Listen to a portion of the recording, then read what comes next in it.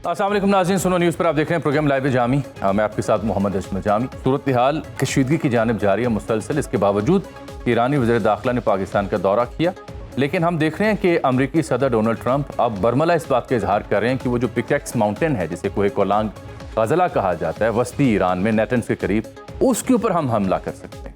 दूसरी अहम डेवलपमेंट यह है कि अमरीका सऊदी अरब में यूरेनियम एनरिचमेंट का प्लांट लगा सकता है। जोहरी मुआहदा उनका होने का इम्कान है, अगले हफ्ते ऐलान भी इसका हो सकता है। तीसरी अहम डेवलपमेंट यह है कि जो हौसियों ने बाबुल मंदब बंद करने की बात की थी, उसके ऊपर पाकिस्तान का रद्दअमल आया बाकायदा और इंतहाई सख्त वार्निंग पाकिस्तान ने जारी किया, न सिर्फ पाकिस्तान के परचम बरदार जहाज़ों के लिए बल्कि सऊदी अरब के तहफ़्फ़ुज़ और उनकी जो सालमियत है उसकी अज़म का भी इयादा किया। और ये स्टेटमेंट आ रही है जब ईरानी वज़ीर दाखिला पाकिस्तान से होकर वापस चले गए। तो ये जो तजवीज़ थी 10 दिन के लिए मुख्तलिफ ममालिक की, पाकिस्तान, मिस्र और दीगर की, कि आप 10 दिन के लिए MOU को बहाल करें, आपने हुर्मुज़ को खोलें, ये हालिया 2-4 डेवलपमेंट्स को देख के लगता है कि शायद ऐसा मुमकिन ना हो। और अमेरिका में जो मेगा के हामी हैं, मेक अमेरिका ग्रेट अगेन के, जो ट्रंप के कट्टर हामी हैं, वो खुद भी चाह रहे हैं कि जितने पैसे ज़ाया हो चुके होने दें, जंग ख़त्म करें, क्योंकि कांग्रेस में ये बताना पड़ा है अमेरिकी हुकाम को कि ये 29 अरब डॉलर अभी तक खर्च नहीं हुए, बल्कि 37 अरब डॉलर की लागत आई है। 18 फौजी मारे गए हैं, 450 से ज़ायद जख्मी हुए हैं और हमें 70 अरब डॉलर मजीद चाहिए। ये सूरत हाल है वहाँ अमरीका की, लेकिन उसके बावजूद ट्रंप पीछे हटने को तैयार नहीं है। वो कहते हैं कि हम फाइनल हतमी जो कार्रवाई वो करेंगे। रात खबरें ये भी हैं कि B-1 या शायद B-2 तैयार हैं अमेरिका के बम्बार, वो एक UK की एयरबेस से उड़े हैं और ख़दशा था कि कल रात वो ईरान में मुख्तलिफ जोहरी तनसीबात को टारगेट कर सकते हैं। ताहाल अभी तक रिपोर्ट्स नहीं है। हाँ, जवाब में ईरान सक्सेसफुली कुवैत को और जॉर्डन को और दीगर ममालिक में जो बेसिस हैं अमरीकी, उनको टारगेट कर रहा है। इस हवाले से कुछ लोगों ने ये मालूमात दी हैं, पब्लिक हुई हैं, कि ईरान खैबर शिकन मिसाइल का इस्तेमाल कर रहा है। इन्होंने MQ-9 जो अमरीकी ड्रोन्स हैं वो तबाह किए। आज भी 2 हेलीकॉप्टर तबाह करने की बात की, अमरीकी F-15 को भी तबाह करने की बात की। तो ये सब कुछ कैसे पॉसिबल कर रहा है ईरान इस बीच में? क्योंकि कल ही पीट हेग्सेट ने यह कहा कि बिल्कुल चीन और अमरीका, रूस का आशीर्वाद मौजूद है। यही वजह है कि जो सब कुछ अभी ईरान कर रहा है उसमें असरात दिखाई दे रहे हैं, इसके बावजूद कि हमने उनकी कमर तोड़ दी थी, लेकिन उसके बावजूद ईरान ये सब कुछ करने में कामयाब हो रहा है। हमने आज अहमद दी है, जनाब एयर कमोडोर खालिद हमारे प्रोग्राम में अक्सर तशरीफ़ लाते हैं। Very competent voice. इस पूरी जंग के दौरान आपने उनका तज्जिया, उनकी मालूमात सुनी जो हकीकत के इंतहाई करीब तरीन वाक़या हुई। जी साहब, बहुत शुक्रिया। सर, सबसे पहले मैं समझना चाहूँगा, ये IRGC दावा कर रहा है कि हमने प्रिंस हसन और किंग फैसल बेस जॉर्डन जो है उसे टारगेट किया है। MQ-9 ड्रोन्स जो हैं 8 वो तबाह किए और 2 सिवियरली डैमेज किए और 2 US हेलीकॉप्टर डैमेज किए इसी स्टोरेज फैसिलिटी में। साथ में कुछ माहिरीन लिख रहे हैं कि जी ये खैबर शिकन मिसाइल का इस्तेमाल और ड्रोन्स का इस्तेमाल किया और वो अब ये सलाहियत ईरान के पास आ गई है कि ये जो यानी प्रोजेक्टाइल्स हैं ये नेविगेट इस तरह से करते हैं कि रास्ता नहीं पकड़ा जा सकता, रास्ता बदल लेते हैं इंटरसेप्ट होने की बजाय। क्या ये बात हकीकत के करीब तरीन मालूम होती है? क्या वजह बनी कि महफूज तरीन जो बेसिस हैं अमेरिका की, वो कामयाबी से ईरान हिट कर रहा है? जी, बहुत शुक्रिया जामी साहब, आपने इनवाइट किया और आपने अच्छे लफ्ज़ कहे। जी, मैं शुक्रगुजार हूँ। देखिए, बुनियादी तौर पर जॉर्डन एक नई डायमेंशन है और एक लेडर ऑफ एस्केलेशन ईरान बढ़ाना चाहता है और ईरान ये मैसेज देना चाहता है कि मेरी जो इंटरेस्ट है, जहां जहां कॉन्फ्लिक्ट करेगा कोई, उसको सामना करना पड़ेगा। पहले मिडल ईस्ट में किया, इस दफा उन्होंने एक सरप्राइज ये वाला दिया है जो MQ-9 ड्रोन्स और हेलीकॉप्टर्स और F-15 की बात कर रहे हैं। और मैं आपके व्यूअर्स को आसानी के लिए एक और भी अर्ज करता चलूं कि इसको ये ईरानी शाहिद ड्रोन ना समझा जाए, जैसे हम आमतौर पे समझते हैं कि 10-20 हज़ार डॉलर का है। ये इंतहाई महंगा एंड मोस्ट मॉडर्न MQ-9 उनका मिसाइल है। ये अनमैन्ड एरियल व्हीकल की कैटेगरी में आता है। ये बहुत सारे काम करता है, रिकॉनेसेंस करता है, डाटा लिंक करता है, इंफॉर्मेशन देता है, इंटेलिजेंस गैदरिंग करता है, मैपिंग करता है, and on top of that weapon भी कैरी करता है। तो ये बड़ा, जिसको कहते हैं ना, बहुत ही इनका एक सेंसिटिव कह लें या वैल्यूएबल एक एसेट था जिसको उन्होंने पहले भी किया। MQ-9 पहले भी उन्होंने तबाह किए हैं, एक बात, F-15 भी पहले किए हैं। ये एक प्रोहिबिटिव कॉस्ट इम्पोज करने का उनका मकसद ही यही है। जो आप कह रहे हैं कि बच के कैसे निकल गया, ये लेटेस्ट इन्होंने जो मिसाइल टेक्नोलॉजी अपने आर्सेनल में ऐड किया था, आपको याद होगा, जो इजराइल पर भी बमबारी की गई थी। ये जो मिसाइल हैं, ये पर्टिकुलर तो नहीं बताया उन्होंने, ईरान ने ज़ाहिर कौन सा यूज किया, लेकिन जो उन्होंने इजराइल पर किए थे पॉसिबली मुझे लगता है उसी की एक कैटेगरी है। ईरान ने जब पिछली जंग में भी और खासतौर पर इस दफा ईरान ने बमबारी की थी इजराइल पर, वो मुख्तलिफ किस्म की थी। यानी एक तो उनके मिसाइल मुख्तलिफ कैटेगरीज के थे जो 1600 किलोमीटर 1700 किलोमीटर दूर पहुंच के टारगेट करते थे। फिर उन्होंने डमी भी मिक्स किए थे ताकि उनके वेपन्स को जाया किया जा सके। जाहिर है 3-4 मिलियन का पैट्रियट फायर कराया जाए उसके ऊपर, और इनकी तरफ से सिर्फ डमी, वो एक इंजन ही होता था, उसमें वेपन्स भी नहीं होता था। नंबर 2। नंबर 3, एक इन्होंने मिसाइल इंट्रोड्यूस करवाया था, उसको नाम ही दुनिया ने वेस्ट ने दिया था डांसिंग मिसाइल। दैट मीन्स वो जब स्पेस से आता है, डाउनवर्ड आ रहा होता है, तो वो डिसीव करता आता है। यानी वो आने वाले इंटरसेप्ट्स को भी विजुलाइज करता है कि कोलिजन कोर्स में, यानी टकराव की तरफ कौन सा जमीन से फायर करने वाला एयर डिफेंस मेरी तरफ बढ़ रहा है, ठीक। और कितने प्रोजेक्टाइल और एंगल पे पॉसिबल किस लोकेशन पर टकराएगा, तो डेविएट कर जाता है, अपने आप को डिसीव करता है। जबकि आमतौर पे इतनी मनूवरेबिलिटी जो फायर किया जाने वाला है उस तरह नहीं करता। तो ये मुझे लगता है ये वही वेपन इन्होंने यूज किया है। तो आपने नोट किया होगा प्रेसिडेंट ट्रम्प ने ये लफ्ज भी इसी तरह का यूज किया कि इन्होंने स्नीक इन कर लिया हमारे टारगेट्स को। इसका मतलब ये है कि इन्होंने, जिसको कहते हैं ना, आउटस्मार्ट करने में कामयाब हुए, जो एयर डिफेंस मैकेनिज्म था जॉर्डन का। आउटस्मार्ट करने में कामयाब हुए। अच्छा सर, ये दूसरी पेशरफ जो बार बार कह रहे हैं, पिकैक्स माउंटेन, मैंने उसकी फारसी जुबान में तर्जुमा पढ़ा, कोहे कोलांग गजला वस्ती ईरान में। वो कह रहे हैं 100 मीटर नीचे है। ये जो कल रात खबर आई कि B-1 या B-2 तैयारे उड़े हैं, ये तैयारे हैं क्या अमेरिका के, और इनकी सलाहियत क्या है? क्या 100 मीटर नीचे अगर कोई तनसीबात हैं ईरान की तो उनको टारगेट किया जा सकता है? जामी साहब, ये हम पिछली जंग को लिंक अप कर लेते हैं, फिर हम बेहतर समझ पाएंगे। ये कोहे गुलान जो आप कह रहे हैं, गजला जो कह रहे हैं, ये बुनियादी तौर पर अमेरिका को ये यकीन है कि ये नई साइट है तो ये इस्फान की पहाड़ियों के करीब, लेकिन वो समझते हैं कि ये एक न्यू डेवलपमेंट है। और वो मैं अर्ज करता हूँ कि क्यों डेवलपमेंट पॉसिबल है। जो फर्दो और इस्फहान के जो ट्रेडिशनल इनके जो हिस्टोरिकली नोन जगह थी, वो लास्ट टाइम अमेरिका ने हमले किए थे, और अमेरिका के B-52 और बंकर बस्टर और डेजी कटर ने फायर किए थे। और आपको याद होगा कि प्रेसिडेंट ट्रंप ने ये कहा भी था कि हमने इनके न्यूक्लियर प्रोग्राम को ऑब्लिटरेट कर दिया। ऑब्लिटरेट का मतलब है नामो निशान मिटा देना। मैंने तो उस वक्त भी नहीं माना था। बाद में प्रेसिडेंट ट्रंप ने 7 महीने बाद दोबारा जंग छेड़ी तो कहा कि मैं तो न्यूक्लियर प्लांट को ही दोबारा, उनको प्रोग्राम को तबाह करने आया हूँ। तो वो बात रीइंडोर्स हो गई कि वो तबाह नहीं उस तरह हुए होंगे। अच्छा, क्यों नहीं हुए होंगे?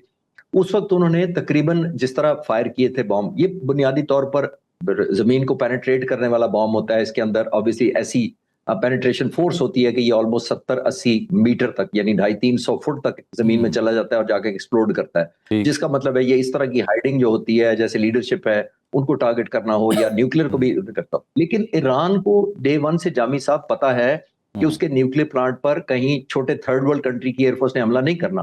अमेरिका और इजराइल ने नहीं करा। बिल्कुल। उन्होंने पहले तो जो पिछले प्लांट थे उनको ही बहुत ही ज्यादा बॉम्ब प्रूफ ना भी बनाया तो इंतहाई बॉम्ब रेजिस्टेंट या बॉम्ब की रेंज से बाहर बनाए थे। सही। अभी जो आप गजला का कह रहे हैं, जिसका आप जिक्र कर रहे हैं, वो कोई 100 मीटर और बल्कि 110 मीटर कुछ रिसर्च कहती है वो उन्होंने बनाया। मेरा तजिया ये कहता है कि ईरान ने पिछली जंग में जब इन्होंने बॉम्ब मारे थे ये B-52 के, तो उनका पोस्टमार्टम किया था बॉम्ब्स का, जो कितना पेनिट्रेट किए थे। ईरान में बहुत ज्यादा स्टडीज की गई हैं, PhD डॉक्टर्स हैं इस तरह के इफेक्ट करने वाले। उन्होंने ये तजिया किया कि इनके बॉम्ब 70, 80, 90 के मीटर से ज्यादा नीचे नहीं गए। अब ये जो उन्होंने गजला वाली बनाई है, इसके बारे में कहा जा रहा है कि उन्होंने 110 मीटर ले गए। और ऑन टॉप ऑफ दैट एक और एलिमेंट भी जरूर ऐड करें कि 2016 में एक टेररिस्ट एक्टिविटी ईरानियों के पॉइंट ऑफ व्यू से हुई थी, और ईरान समझता है कि ये बुनियादी तौर पर इजराइलियों ने की थी हमारे खिलाफ। उसके बाद उन्होंने इसका और ज्यादा डेप्थ भी की, और इससे ज्यादा उसकी एक सीक्रेसी मेंटेन कर रहे हैं। इसीलिए अमेरिका को अभी तक ये कंफर्म भी नहीं है कि ये एस्टैब्लिश्ड है उनकी जगह, अंडर कंस्ट्रक्शन है, ओनली प्लान है, या ऑलमोस्ट फंक्शनल हो चुकी है। इस वजह से उन्होंने सिर्फ एक हिंट कराया है, एक थ्रेट के तौर पे, कि हमें ये भी पता है कि आप वहां क्या कर रहे हैं, तो हम देखेंगे कि अगर आप कुछ कर रहे हुए। उनको भी यकीन अभी नहीं है कि किस हद तक वहां पे डिग्री ऑफ ऑपरेशन चल रहा है।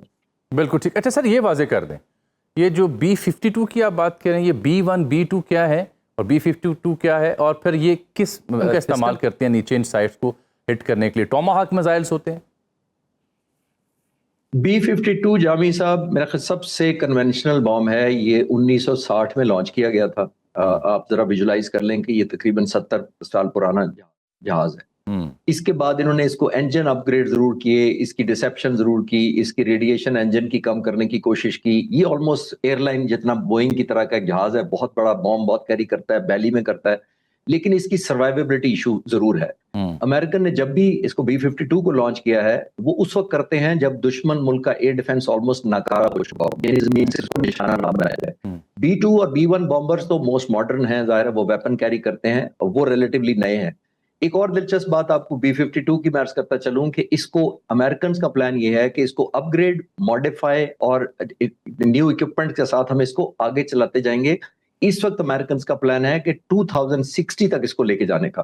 आप जरा विजुलाइज करें, ये तकरीबन 90 से 100 साल की इसकी लाइफ होगी सर्विस की, अगर ये जहाज कंटिन्यू करते हैं 2050 या 50 तक तो कंफर्म उन्होंने प्लान भी किया हुआ है। और कुछ हल्के कहते हैं जी, शायद अमेरिकन कहते हैं कि हम और इसको एक्सटेंड कर ले, मॉडर्नाइज कर ले। तो ये बड़ा इफेक्टिव है, लेकिन इसके जो राउंड है, जो इसका विजिट्स है, वो मिनिमाइज इसलिए होते हैं कि बहुत ही हैवी टनज को 35-40 हजार किलोग्राम के बॉम्ब उठा के ले जाता है, जिसकी वजह से ये मिनिमम एफर्ट के अंदर मैक्सिमम डिस्ट्रक्शन करता है। लेकिन मैंने जैसे कहा कि फेवरेबल या डिग्री ऑफ कंट्रोल आपको almost command of the air चाहिए होती है जब ये आप इस ऐसे जहाज को लाते हैं। B-2 और B-1 बॉम्बर जो होते हैं वो जाहिर है हाई स्पीड है, उनकी मनूवरेबिलिटी है, वो जस्ट लाइक फाइटर बॉम्बर्स हैं, उनकी सर्वाइवेबिलिटी निस्बतन ज्यादा है, इवन अगर एयर डिफेंस इनकी फेवर में ना हो। लेकिन B-52 सबसे ज्यादा डिमांडिंग किस्म का एनवायरनमेंट मांगता है। बिल्कुल ठीक। आपको लगता है कि अमेरिका दोबारा इस ऑप्शन को लेगा, जैसे फिरदौ और नेटन्स को टारगेट किया गया, तो आपको लगता है कि वाकई ये जो ऐलानात हैं ये ऐलानात की हद तक हैं, या वाकई US can go up to this extent yet again? Jami साहब, इस वक्त उसकी प्रेफरेंस मेरा नहीं ख्याल न्यूक्लियर है, और शायद वो थ्रेट के तौर पे या लेडर ऑफ एस्केलेशन के तौर पे तो ईरान को डरा रहे हैं कि हम आएंगे। लेकिन अभी जितना पैटर्न मैं फॉलो कर रहा हूँ या जितनी डिस्ट्रक्शन कर रहा है अमेरिका, वो बुनियादी तौर पर just along the southern coast कर रहा है। यानी जो ईरान की जो रॉकी पहाड़ हैं, बिल्कुल स्टेट ऑफ हॉर्मुज़ को मैनेज करने के लिए, जहां पे इन्होंने टनल्स बनाई हुई हैं, लॉन्चिंग पैड बनाए हुए हैं, रॉकेट लॉन्चर्स हैं, उनके वेपन छुपे हुए हैं, ये बुनियादी तौर पर उन तमाम स्टेशंस को कर रहा है। इवन चाबहार को भी हमला किया तो उनको कर रहा है जहां ईरान को इनकैपेसिटेट किया जा सके to maintain control over Strait of Hormuz. America को पता है कि जब तक ये तबाह नहीं होंगे, ईरान का स्टेट ऑफ हॉर्मुज़ पर मैनिफेस्ट होता रहेगा कंट्रोल, और जितनी देर तक स्टेट ऑफ हॉर्मुज़ उसके कंट्रोल से नहीं निकाला जाता, दुनिया की नजर में अब ये बोन ऑफ नो कंटेंशन बन चुका है और ये ऑलमोस्ट वॉर ट्रॉफी बन चुकी है। सही। ना कोई अब लोग न्यूक्लियर याद कर रहे हैं, ना रजीम ये तो है। आपने हुर्मस का मामला जी, बाबुल मंदब वाली सूरत हाल हम डेली डिस्कशन में लेके आए हैं। हमारा ये क्वेश्चन वीक्स अगो कि this will be the next thing, और वैसा हुआ। अब हौसियों ने ये कहा जी कि वो सऊदी यहाँ पे नाकाबंदी करेंगे, उनके जहाज़ों को गुजरने देंगे। आज पाकिस्तान के जो दफ्तर खारजा की स्टेटमेंट है, sir I am sure you have gone through, Pakistan का कोई परचम बरदार जहाज़ वहाँ से गुजरता है तो पाकिस्तान ने कहा है कि उसे अगर आपने रोका तो भरपूर कार्रवाई की जाएगी, और सऊदी अरब की जो टेरिटोरियल इंटेग्रिटी है, सॉवरेंटी, उसके भी हम मुहाफिज हैं। हौसीज़ अगर रोकते हैं, नाकाबंदी करते हैं, तो पाकिस्तान की एयरफोर्स या सिस्टम किस हद तक कॉम्पिटेंट है to take care of that? Capability wise तो अल्हम्दुलिल्लाह कोई हमें शक नहीं रहना चाहिए। डिपेंड करेगा कि हमारी कौम की लीडरशिप का फैसला करती है हमारी नेशनल इंटरेस्ट में। कैपेबिलिटी वाइज तो अल्हम्दुलिल्लाह उस पर मैं ज्यादा तफसील में नहीं जा सकता। लेकिन एक बात मैं जरूर कहूंगा कि ह्यूसीज की जो मैनिफेस्टेशन है या उनकी कैपेबिलिटी है, उसको ईरान से मिक्स ना किया जाए। ईरान की जो कैपेसिटी है स्टेट ऑफ हॉर्मुज़ को ब्लॉक करने की, खासतौर पर जो पिछले सवाल के आखिर में मैंने अर्ज किया कि वो अलोंग द कोस्ट उतने इतने वेपन्स किए हुए हैं, हूसीज की वो कैपेसिटी इसलिए नहीं है कि ना उनके पास वो वेपन है, ना उनके पास उस तरह ड्रोन है, ना उनके पास इतनी सर्विलेंस है, और ऑब्वियसली इनका टारगेट रिच एनवायरनमेंट भी नहीं है। जिस तरह ईरान ने अपने अलोंग द कोस्ट ऑलमोस्ट हर जगह, हर रॉक, हर पहाड़ी को एक किस्म का स्टेशन बना दिया, लॉन्चिंग पैड बना दिया, वहां इतनी विजिबिलिटी नहीं है हूसीज के लिए रेड सी के अगेंस्ट। नंबर 1। हाँ, शिपमेंट रुकती कैसे है? रुकती ऐसे है कि जब आप एक शिप आता है वहां से, तो जब इस तरह की थ्रेट हो जाती है तो शिप की जो ओनर्स होते हैं शिपिंग लाइन के, वो नंबर 1 रिलक्टेंट हो जाते हैं कि हमने ऐसी जगह क्यों भेजे, मिलियंस ऑफ डॉलर्स का शिप है, 200-250 मिलियन का। नंबर 1, एक तो वो पीछे हट जाते हैं। नंबर 2, इंश्योरेंस प्रोहिबिटिव हो जाती है। जो इंश्योरेंस कंपनियां होती हैं वो लेती ही नहीं है इंश्योरेंस, वो कहती हैं कि ये तो वॉर जोन है। नंबर 3, जो क्रू होता है शिप्स का, वो इनकार कर देता है कि हम अपनी जिंदगी को खतरा डालें। उसकी वजह से जो ट्रैफिक कम होती है, वो आपको अपरेंटली लगेगा कि हूतीज कामयाब हो गए, उन्होंने ट्रैफिक को कर्टेल कर दिया, लेकिन वो हूतीज की कैपेसिटी की वजह से नहीं होती, वो आमतौर पर डेटरेंस की वजह से होती है। लेकिन उस पर बात कर सकते हैं कि उसको काउंटर करने के भी दुनिया में बहुत तरीके हैं। तो हूतीज को मैं किसी स्टेज पर ईरान की डेटरेंस से मिक्स नहीं कर रहा। बिल्कुल ठीक। अच्छा सर, ये एक और वॉशिंगटन पोस्ट की स्टोरी थी कि सऊदी अरब के साथ जोहरी मुआहदे की मंजूरी ट्रंप दे रहा है, और यूरेनियम अफजूदगी की इजाज़त मिलने का इम्कान है। इट डजेंट मीन कि जी कोई जौहरी हथियार भी बन जाएंगे। Am right sir? और दूसरा, इसकी इम्पैक्ट क्या होगा? क्या खत्ते में इसमें जो ईरान से थ्रेट है उसको बैलेंस आउट करने में मदद मिलेगी? जी, मेरा ख्याल है कि इंसेंटिवाइज ही बेसिकली कर रहे हैं, और शायद वो इससे दूसरे मुल्कों को भी इंसेंटिव देना चाहते हो, जो जीसीसी और अरब ममालिक दूसरे हैं, कि अगर कोई ऐसी नौबत आई तो मैं आपकी मदद के लिए भी आ सकता हूँ। लेकिन मेरा नहीं ख्याल वो इतना, अगर किसी तरह ये मटीरियलाइज हो भी जाता है, क्योंकि अभी तो सिर्फ बयान आया है, अनलीश कैसे होना है वो तो आने वाला वक्त बताएगा। लेकिन मेरा नहीं ख्याल आने वाले वक्तों में अगर अमेरिका ने किया भी तो ये ऑलमोस्ट उसी तरह होगा कि जैसे इनके एयर बेसिस या नेवल स्टेशन को अमेरिका खुद ही कंट्रोल करता था, वो एक कन्फाइंड एरिया था। More of a provision of land होगी, नॉट द टेक्निकल या टेक्नोलॉजी ट्रांसफर मैं नहीं देख पा रहा। और वो सिर्फ इसलिए मुझे लगता है कि एक तो सऊदी अरब को भी इंसेंटिव देना चाहते हैं और बाकी ममालिक को भी एक एलिमेंट ऑफ सिक्योरिटी देना चाहते हैं कि हमारे अम्ब्रेला में रहो तो हम बड़ा कुछ देंगे, हमारे खिलाफ जाओगे तो फिर ईरान आपको नहीं छोड़ेगा। बहुत बहुत शुक्रिया जनाब खालिद चिश्ती साहब। आपके नाम एक ब्रेक है, ब्रेक के बाद कुछ अहम मुल्की मसाइल हैं। रोटी का मसला है, गंदम का मसला है, पेट्रोल का मसला है। इसका भी जायजा लेंगे कि असल में हो क्या रहा है और आने वाले दिनों में अवामुन नास के लिए क्या परेशान कुल खबर। प्रोग्राम लाइव जामी में एक बार फिर से आपको खुशामदीद कहते हैं। अभी हमने रब्ता किया जनाब शहबाज राना साहब से, सीनियर जर्नलिस्ट हैं, इकॉनमी के ऊपर लिखते हैं, one of my most favourite journalist. जब इकॉनमी की बात आती है उन्हें हम पढ़ते हैं, उनसे खबर उनकी एक्सक्लूसिव आती हैं। अब इसके अलावा कि जो आज का सबसे अहम मुद्दा है पेट्रोलियम मसनूआत में कीमतों में रद्दोबदल जो रोज़ाना की बुनियादी पर हो रहा है, पेट्रोलियम डीलर एसोसिएशन कह रही है कि जनाब हम पेट्रोल पंप गैर मुअय्यना मुद्दत के लिए बंद करने जा रहे हैं, इसके ऊपर बात करें। इसके अलावा भी कई अहम इशूज़ इमर्ज हो रहे हैं जिनका ताल्लुक मुझसे और आपसे, आम शहरी से है। मिसाल के तौर पर पंजाब और सिंध को फौरी गंदम की ज़रूरत है। राना साहब ने इसके ऊपर एक डिटेल स्टोरी आज कर रखी है। क्यों नहीं खरीदी गई थी बर वक्त, अब बाहर से क्यों मंगवाई जाएगी, फ़ायदा कैसे होगा। इसके अलावा हम देखते हैं कि राना साहब ये भी बता रहे हैं, शहबाज राना साहब, के ब्यूरोक्रेट्स के लिए 1.8 बिलियन का नया अलाउंस जो है उसकी मंजूरी दी जा रही है। यानी एक तरफ 2 वक्त की रोटी मुश्किल है और दूसरी जानिब जो हमारी एलीट्स हैं, अशराफियाँ हैं, ब्यूरोक्रेट्स हैं, उनके लिए खुसूसी अलाउंस की बात की जा रही है। तो बड़ी अजीबो गरीब डायनामिक्स हैं जिनकी वजह से अवाम और हुक्मरानों के बीच फासले बढ़ रहे हैं। यही नहीं बल्कि अब पाकिस्तान अमेरिका से 10 अरब डॉलर के फ़ंड की दरख्वास्त कर रहा है। ये फ़ंड क्यों ज़रूरी हैं? क्या अमेरिका ये फ़ंड देगा? इसके बदले शराइत क्या होंगी? माजी में क्या मिसालें रही हैं? और क्यों हमारे ख़जाने को ज़रूरत पड़ी इतने फ़ंड्स की? चीन और सऊदी अरब के हम पहले ही एहसानमंद हैं, अगर वो भी फ़ंड्स मौजूद ना हो तो ख़जाने की क्या हालत होगी? इस सब पर बात करने के लिए शहबाज राना साहब मौजूद है मेरे साथ। राना साहब, सबसे पहले सबसे बुनियादी सवाल जो हर इंसान की पाकिस्तान में रहने वाले की ज़रूरत है, आटा, रोटी, गंदम।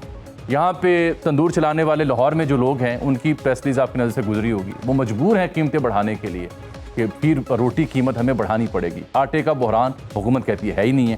तो अब आप कह रहे हैं कि पंजाब ने 10 लाख टन जबकि सिंध ने 2,20,000 टन गंदम मांग ली है। कहाँ से आएगी सर ये गंदम? बहुत शुक्रिया जामी साहब। देखिए, ये जो क्राइसिस था ना गंदम का, हुकूमत तो अभी इसको क्राइसिस नहीं कह रही है, अभी तक इसको मैनेजमेंट इशू कह रही है कि गंदम है, हम उसको मैनेज नहीं कर पा रहे। वो भी बिहाइंड द क्लोज डोर्स ये बातें हो रही हैं। ऑफिशियली तो ये बस इशारे कनाइयों में बात कर रहे हैं ज़्यादातर प्रेस रिलीज़ के थ्रू।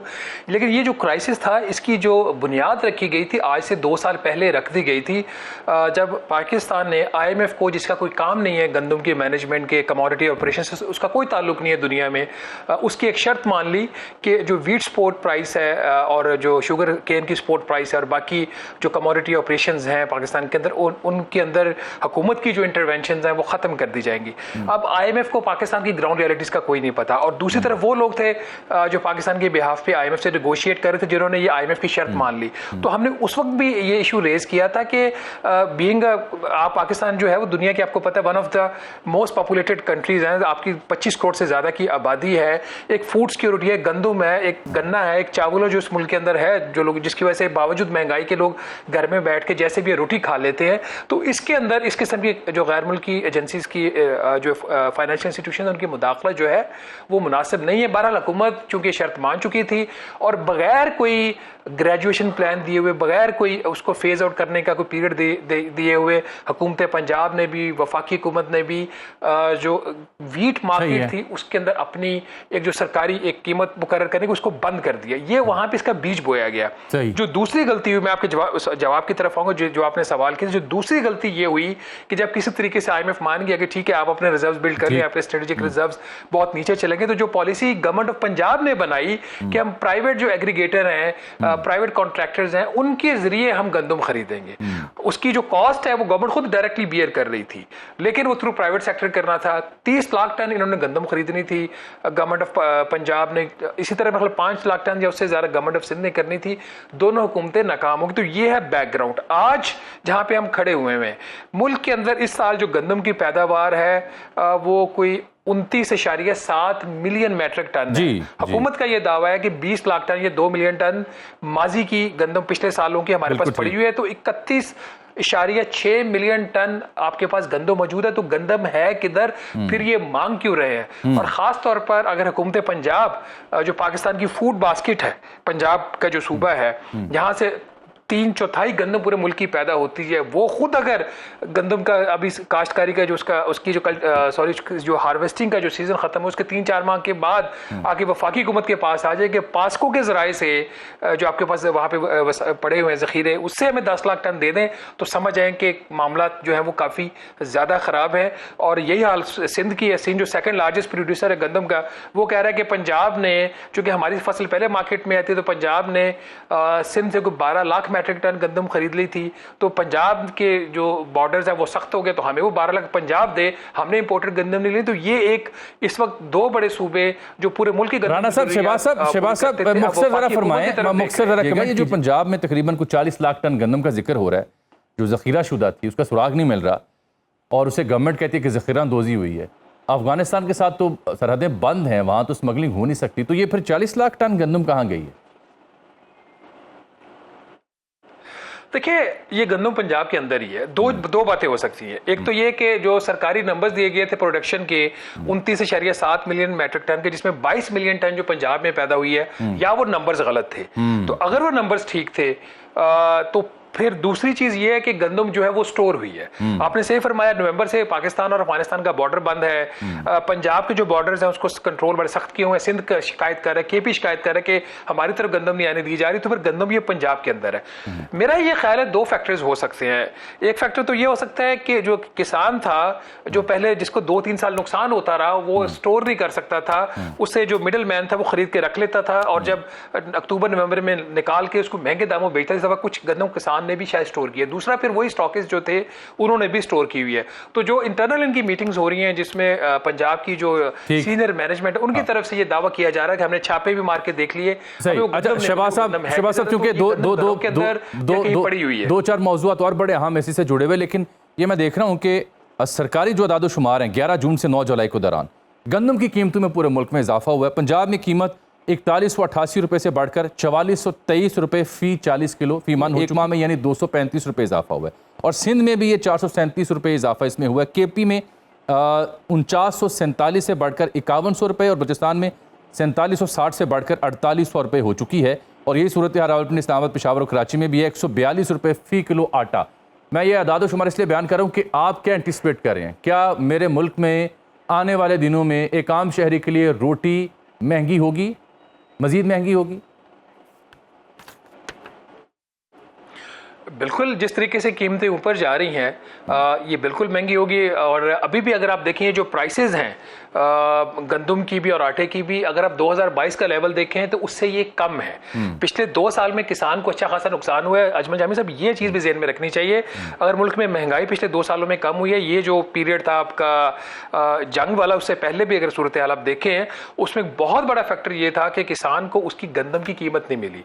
और फिर जब उसको गंदम की कीमत नहीं मिली तो डिप्रेस प्राइसेस के ऊपर जब उसकी कमोडिटी मार्केट के अंदर आई तो आपने देखा कि उसकी रोटी की जो कीमत थी वो कम हुई। अब चूंकि गंदम महंगी हुई है जिसकी वजह से आटा महंगा हुआ है, अब जो ये तंदूर वाले हैं वो कह रहे हैं कि हमने भी कुछ जगह पे तो कीमतें बढ़ा दी गई हैं। तो ये तो लग रहा है कि ये कीमतें बढ़ेंगी, क्योंकि इस वक्त जो सूरत हाल है ये एक बड़ी एक डिप्रेसिंग चीज है। ये कि जब होर्डिंग की बात होती है ना अजमल जामी साहब, होर्डिंग के वक्त जब होती है, चाहे वो पेट्रोल और डीजल की हो या गंदम की हो, तो ये जितने भी इंतजामिया पंजाब, केपी, सिंध, बलूचिस्तान के हाथ खड़े कर देते हैं। ये चले जाते हैं डेली पेट्रोलियम मसनूआत की डिटर्मिनेशन की तरफ से, हम तो होर्डिंग को कंट्रोल नहीं कर सकते। ये कहते हैं जी हमें नहीं पता 40 लाख टन गंदम किधर है, हम कर नहीं सकते। ये सिर्फ इनका एक ही लगता है काम रह गया कि अलाउंसेस इनको देते जाओ, मैं उस पे आ रहा हूं।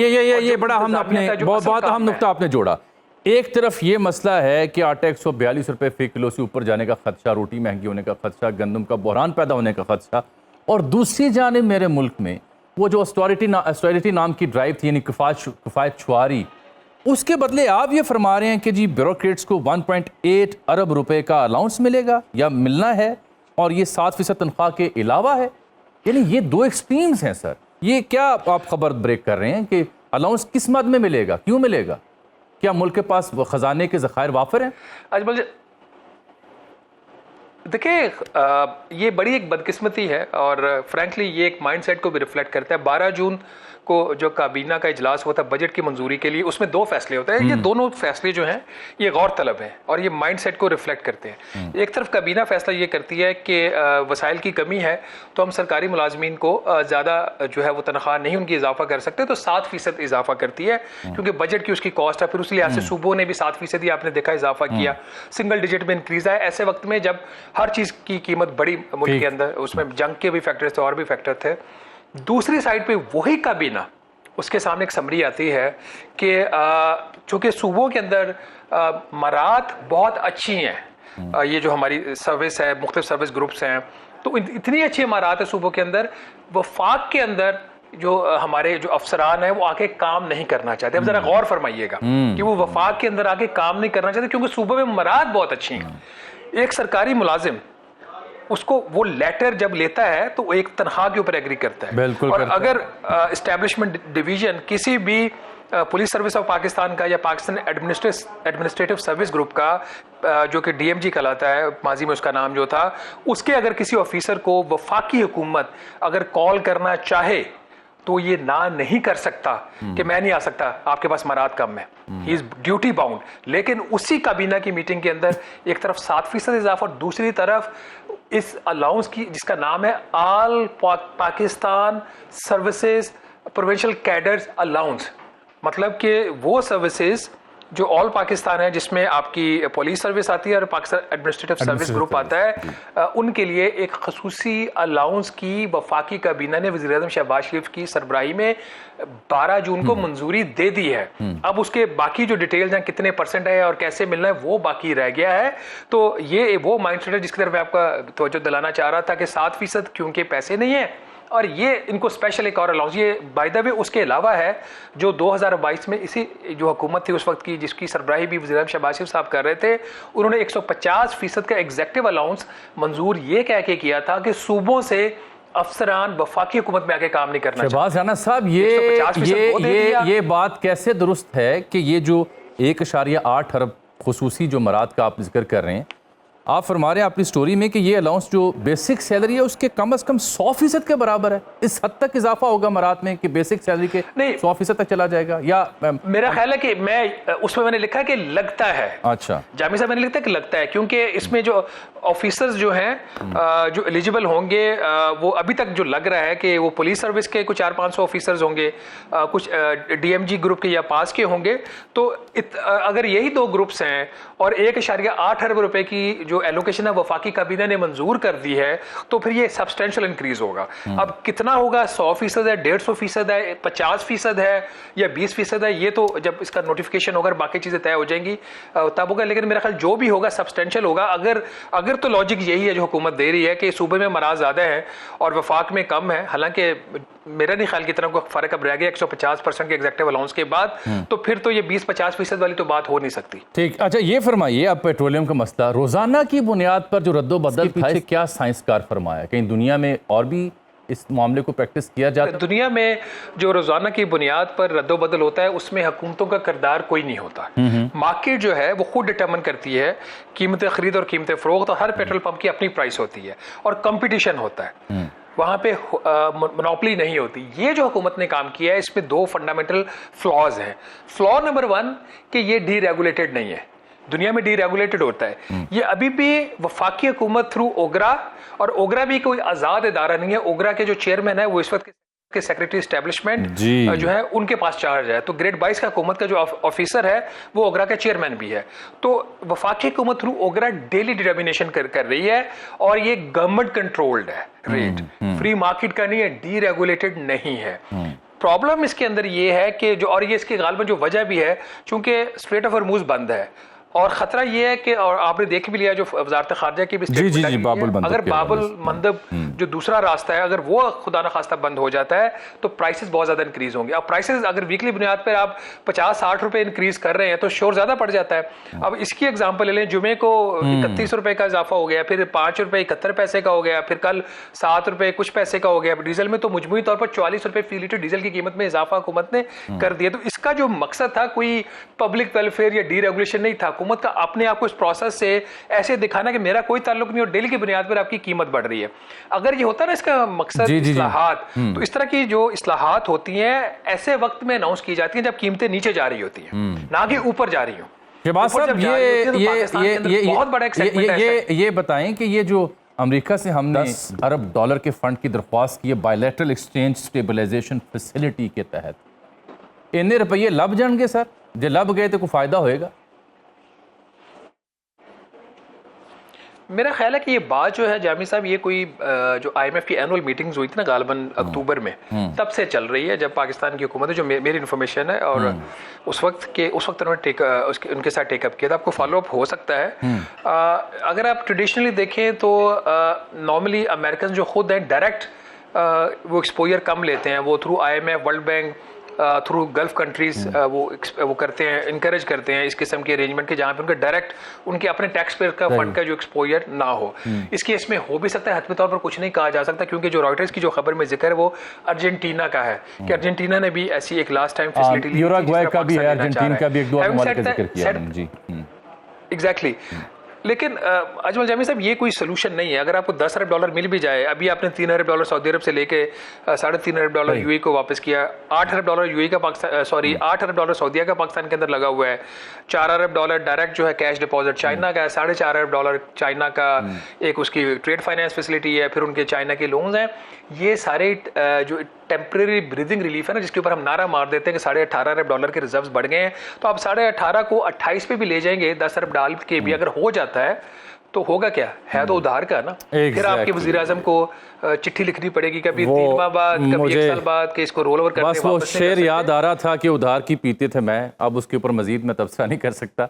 बहुत शुक्रिया शहबाज राना साहब, आपके कीमती वक्त नाज़िम प्रोग्राम में एक बार फिर से आपको खुशामदीद कहते हैं। 2-4 बड़ी अहम डेवलपमेंट्स हैं जो आपने देखने वालों की खिदमत में अर्ज करनी है। एक तो आप ये देखिए कि ये जो पेट्रोलियम एसोसिएशन डीलर्स हैं, इन्होंने हड़ताल का, गैर मुअय्यना मुद्दत के लिए हड़ताल का ऐलान किया, लेकिन आज शाम ही फिर इनके लिए परवेज़ मलिक साहब से मुलाकात हुई। हुकूमत मजबूर हुई मुज़ाकरात करने के लिए, क्योंकि सूरत हाल संगीन हो जाती, इंतहाई तशवीशनाक हो जाती। अगर पूरे पाकिस्तान में प्राइवेट जो पेट्रोल पंप डीलर एसोसिएशन हैं वो पेट्रोल बंद कर देते, पंप बंद कर देते, तो सिर्फ जो सरकारी खाते में चलने वाले पंप हैं वो ज़रूरियात पूरी ना कर सकते। तो अब इन्होंने 2 हफ्ते के लिए जो अपनी हड़ताल का ऐलान है वो मौखर किया है। मसला था क्या? ये कहते हैं कि आधा तीतर आधा बटेर रोज़ाना की बुनियाद पे जो आप कीमतें बढ़ाते हैं उससे क्लैरिटी नहीं हो रही। असल बात यह है कि जो पेट्रोलियम डीलर एसोसिएशन है, पेट्रोल पंप एसोसिएशन, इनका मसला ये कहते हैं कि जी आप खुद लेवी की मद में 100 रुपये से ज़ायद ले रहे हैं और हमें 8 रुपये उसमें से मिलते हैं। 120-125 फी लीटर जो लेवी की मद में हुकूमत कमाती है, उसमें ये कह रहे हैं हमें 8 रुपये मिलते हैं। तो अपना खाता बढ़ाना चाह रहे हैं इस सिलसिले में, ये इनकी बुनियादी शर्त थी। और इन्होंने कहा था कि जुमेरात को हम रात को बंद कर देंगे पेट्रोल पंप और मुल्क गिर ये हड़ताल होगी। तो ये फ़िलहाल के लिए तो ये डेफर हुआ है मामला। लेकिन जिस तरह से आप देख रहे हैं कि ईरान अमेरिका जो कशीदगी है वो MOU पर वापसी या अपने हुर्मस की बंदिश खोलने के अलावा बाबुल मंदब के ऊपर भी ख़तरात मंडला रहे हैं, जो हमने प्रोग्राम में तफसील से बात की। उसको देख के लगता नहीं है कि फौरी तौर पर मार्केट में इंटरनेशनली प्राइसेस नीचे आएंगी। ये कीमतें जो 78-69 डॉलर फी बैरल तक थी, ये 80-86 से बढ़ती हुई 92 तक ये शेयर मार्केटों में आज के दिन में फरोख्त हो रही हैं, जिससे पाकिस्तान ने अब ये सिस्टम निकाला कि रोज़ाना की बुनियादों पर अगर इजाफा किया जाए तो उससे आवाम को बोझ महसूस नहीं होगा कि अचानक आप जुमे के जुमे अगर 30 रुपये 40 रुपये करते हैं तो वो ज़्यादा चुभेगा। तो ये नुस्खा निकाला जिसके ऊपर पेट्रोलियम एसोसिएशन ने एहतजाज किया और अब वो 2 हफ्ते के लिए मौखर हो गया। लेकिन साथ एक और मामला भी सुनिए। हम मोबाइल कंपनियां, टेलीकॉम कंपनियां, इनसे शिकायत करते हैं। एक तो पैथेटिक सर्विसेज हैं ऑल अक्रॉस पाकिस्तान, जगह जगह सारिफिन इसकी शिकायत करते आपको दिखाई देते हैं। अब इन्होंने यानी बताया जा रहा है अभी के बग़ैर इजाज़त के, बग़ैर किसी सिस्टम के जो इंटरनेट मोबाइल पैकेजेस हैं उसकी कीमत 500 रुपये तक बढ़ा दी है। पीटीआई ने जो जैज़ या दीगर कंपनियों के बंडल्स हैं उनकी डिटेल अगर आप इंटरनेट पर जाके देखें, जितनी भी कंपनियां काम करती हैं, टेलीनॉर, यूफोन, जैज़ और दीगर, तो वहाँ पे इनके पैकेजेस में इजाफे की इत्तला आ रही है। इसमें पीटीए कहाँ है, ये एक अहम सवाल रहेगा। फिर हमने जिक्र किया शहबाज राना साहब की गुफ्तगू में जो आटे गंदम का बहरान है, उस सिलसिले में भी खदशा है कि आने वाले दिनों में रोटी की कीमत में, आटे की कीमत में फ़ी किलो इजाफा होगा। ये सब क्यों हो रहा है? ये सब जो जंग है ईरान अमेरिका, उसकी वजह से उसको हम सबसे ज़्यादा भुगत रहे हैं कि ऑलरेडी इकॉनमी फ्रेजाइल थी, मजबूत नहीं थी, इसलिए सबसे ज़्यादा इम्पैक्ट पाकिस्तान के ऊपर आता है। यही हुकूमत अपने जवाब में दिफा में बात करती है। लेकिन अब अमेरिका से जो डेवलपमेंट हुई वो बड़ी ख़तरनाक, क्योंकि आए रोज़ जो हम सर्वेज़ आपकी खिदमत पेश करते थे कि अमरीकी अखबारात क्या लिख रहे हैं, अमरीकी माहिरीन, दानिश्वर, तज्ज़िया निगार क्या कह रहे हैं, तो वहाँ ईरान के ख़िलाफ़ जंग की हिमायत में खातिर खा कमी वाक़या हो रही थी। आगे से मिड टर्म इलेक्शन है, ट्रंप को अपनी साख और मकबूलियत की फ़िक्र थी कि जंग किसी तौर पर ख़त्म हो, कोई वो मेडल लेके वापस जाए और कहे कि जी मैं मकबूल हूँ और मुझे मिड टर्म में जितवाया जाए। लेकिन अब हुआ ये है कि एक अमरीकी मैगज़ीन है पॉलिटिको, उसने एक सर्वे किया है, और वो सर्वे इसलिए अहम है कि वो सर्वे सिर्फ ट्रंप के जो कट्टर तरीन हामी हैं उनकी राय पर मबनी, यानी वो लोग जो मेक अमेरिका ग्रेट अगेन उसके हामी थे, जो ट्रंप को इक़्तिदार में लेके आए, रेडनेक अमेरिकन्स जो हार्डकोर रिपब्लिकन्स हैं, उनकी अंदर भी ईरान जंग के हवाले से राय में तब्दीली आ चुकी है, जो बड़ी अलार्मिंग है ट्रंप एडमिनिस्ट्रेशन के लिए। क्यों? क्योंकि सर्वे में ये बताया गया है कि 2 माह के अंदर जंग की हिमायत में 13% कमी आई सिर्फ ट्रंप के कट्टर हामियों के यहाँ। जो मई में 50% थी हिमायत, अब उसमें 13% कमी आ चुकी है। हर 5 में से 1 जो मेगा वोटर है वो ये समझता है कि अमेरिका का जितना भी खर्चा हुआ वो अपनी जगह, आप ईरान जंग ख़त्म कर। अब खर्चे की कहानी जब आप बयान करते हैं तो आपने कल देखा होगा कि अमेरिकी जो सेनेट की कमेटी है, अप्रोप्रिएशन कमेटी, वहाँ पे पीट हेग्सेट और जनरल डैन केन पेश हुए सेंटकॉम की नुमाइंदगी करने के लिए। पेंटागन की फौजी वहाँ मौजूद थे और ख़ुद सेक्रेटरी वॉर पीट हेग्सेट थे।